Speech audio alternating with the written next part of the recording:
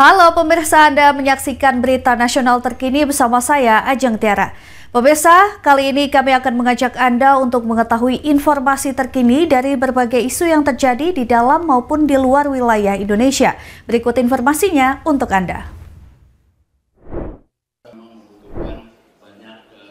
Kementerian Kehutanan meresmikan pilot bioetanol aren di lingkungan Pertamina Geothermal Energy atau Kamojang. Peresmian ini menjadi tonggak penting dalam upaya mempercepat pengembangan bioenergi hijau berbasis aren sejalan dengan agenda transisi energi Presiden Prabowo Subianto. Menteri Kehutanan Raja Antoni menegaskan bahwa pilot ini bukan sekedar proyek teknis, melainkan bukti bahwa kekayaan hutan Indonesia mampu menjadi energi bersih yang bernilai ekonomi tinggi bagi masyarakat. Apa yang pernah dicita-citakan oleh Pak Presiden Prabowo Subianto, bahwa kita menuju kepada ketahanan energi, terutama melalui bioetanol. Pemerintah juga menegaskan keunggulan dari bahan aren yang telah menjadi perhatian sejak lama oleh Presiden Prabowo, sehingga diharapkan menjadi ketahanan energi yang perlu diwujudkan dengan kerjasama seluruh pihak. Pemerintah juga menjelaskan bahwa proses produksi bioetanol aren mulai dari penyadapan nira, pengolahan, hingga penggunaan bahan bakar bioetanol kini benar-benar dapat diuji dan dimanfaatkan, dan menegaskan bahwa aren adalah salah satu komoditas paling potensial untuk menopang kebutuhan bioetanol nasional.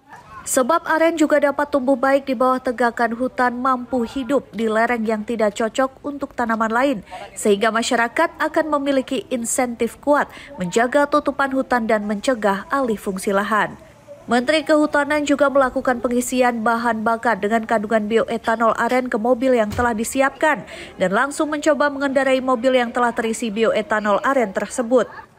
Dalam kesempatan yang sama, Menhub Raja Antoni juga berharap kegiatan ini dapat dilanjutkan dengan adanya training for the trainers, program percepatan aren untuk menyiapkan instruktur nasional dari berbagai provinsi. Dalam menjalankan program ini, Kementerian Kehutanan juga mengajak beberapa lembaga penelitian seperti BRIN untuk mempercepat program bahan bakar hijau ini. Dari Jakarta, Theo Fandi, Berita Nasional TV. Ini kita masuk ke wilayah. Berangkat melalui Medan, Sumatera Utara, tim pemusnahan ladang ganja di kawasan Kabupaten Gayo Lues, Kecamatan Pining, Aceh, yang dipimpin Brigjen Pol Eko Hadi Santoso, bergerak memasuki kawasan tersebut melalui jalur darat. Tiba pada hari Selasa pagi kemarin di Polsek Pining, Aceh.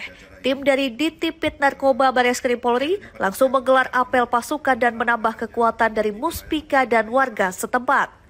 Usai menggelar apel dan menambah kekuatan personil, tim kemudian bergerak menuju Desa Ekan, Kecamatan Pining, Aceh, yang merupakan lokasi ladang ganja. Diketahui sedikitnya ada 26 titik ladang di Kabupaten Gayo Lues yang menjadi penyuplai ke daerah-daerah lain seperti Sumatera Utara dan Kota Jakarta.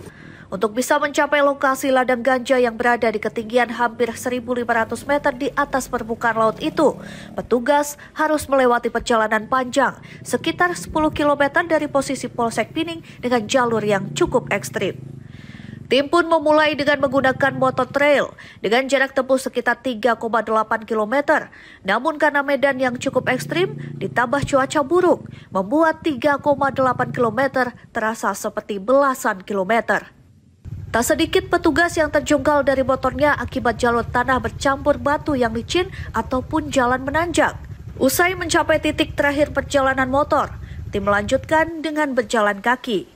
Namun kawasan perbukitan Gayo Lues Aceh yang memang terkenal terjal kembali mencoba menghadang dan mematahkan semangat petugas gabungan.